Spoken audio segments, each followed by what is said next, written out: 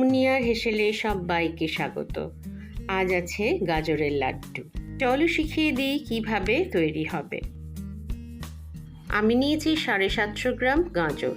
ভালো করে ছালটা ছাড়িয়ে নিয়ে তারপরে ধুয়ে ভালো করে গ্রেট করব। খুব বেশি চাপ দিয়ে করব না, এই রকম হালকা হালকা ফিতের মতন যেন হয়। বেশ খানিকটা কাজু নিয়ে নিয়েছি, আমন্ডগুলোকে কুচিয়ে নিয়েছি, আর নিয়েছি কিশমিশ।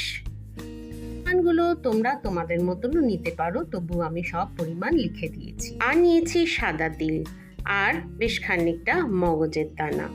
এটা বাড়িতে তৈরি ক্ষীর, তোমরা খোয়া ক্ষীর দিয়েও করতে পারো। এখানে 200 গ্রামের মতন ক্ষীর আছে। সমস্ত ক্ষীরটাকে হাত দিয়ে ভেঙে বেশ গুঁড়ো গুঁড়ো করে নেব। শুকনো কড়াইতে প্রথমে ভেজে নেব তিল আর মগজটা।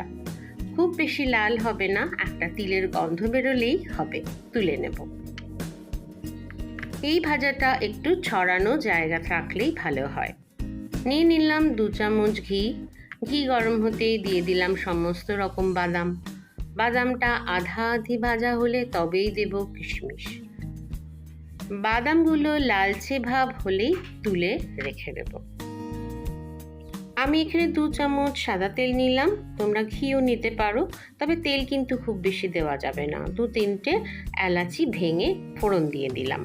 এবার ঘিয়ের উপর দিয়ে দেব সমস্ত কোরানো গাজরগুলো আর দেব 1 চিমটি নুন। এই সময় মিডিয়াম টু হাই ফ্লেমে ভেজে নেবে। গাজরটা ভাজা হবে প্রথমে, সিদ্ধর আগে কিন্তু একটু ভাজা হবে। এবার ভাজা হয়ে যাবার পরে দেব ঢাকনা। নুন দেওয়া আছে বলে জল তো ছাড়বেই, আর গাজরের জল এমনিতেও ছাড়ে। দেখো কতটা জল ছেড়েছে। এই জল ছাড়া অবস্থাতে দিয়ে দেব চিনি, কারণ আবার এর থেকে জল ছাড়বে। চিনিটা তাই প্রথমেই দিয়ে দিলাম। নাড়াচাড়া করলেই চিনিটা গলে যাবে। চিনিটা গলে গেলে এরম জল জল অবস্থায় দিয়ে দেব সমস্ত ক্ষীরগুলো। পুরো ক্ষীরটা কিন্তু আমি হাত দিয়ে এরমভাবে গুঁড়ো গুঁড়ো করে নিয়েছিলাম। এই ক্ষীরটা বেশ খানিকটা গাজরের জল টেনে নেবে। ভালো লাগলে বন্ধুদের সাথে শেয়ার করে নিও, একটা লাইক অবশ্যই দিয়ে যেও। বেশ জলটা টেনে নিয়েছে, এই অবস্থায় দিয়ে দেব সমস্ত ভাজা বাদামগুলো। তার আগে একটুখানি সরিয়ে রাখলাম সাজাবো বলে। চিনি পড়ে যাওয়ার পর থেকে কিন্তু অনর্গল নাড়তে হবে, না নাড়লেই তলাটা যাবে লেগে, তখন স্বাদ নষ্ট হবে। দেখো বেশ আটো হয়ে আসছে, কড়াই থেকে ছেড়ে আসছে। এই সময় থেকে ফ্লেম রাখবো একদম লো করে। কড়াই থেকে ছেড়ে আসছে মানে পাক হয়ে গেছে। 20 মিনিট পর ফিরে আসলাম। এখন হাত সওয়া গরম আছে, পাক ধরে গেছে। দেখো সুন্দর গোল শেপও নিচ্ছে। কড়াই থেকে নামিয়ে নিয়েছি, এখন সম্পূর্ণ ঠান্ডা হয়ে গেছে।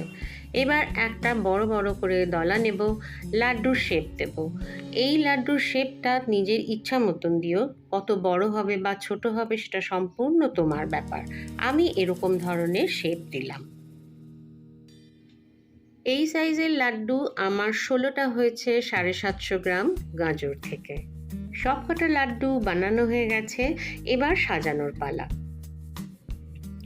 একটা করে লাড্ডু নেব এবং রোস্টেড তিল আর মগজের ওপরে এইভাবে বুলিয়ে নেব।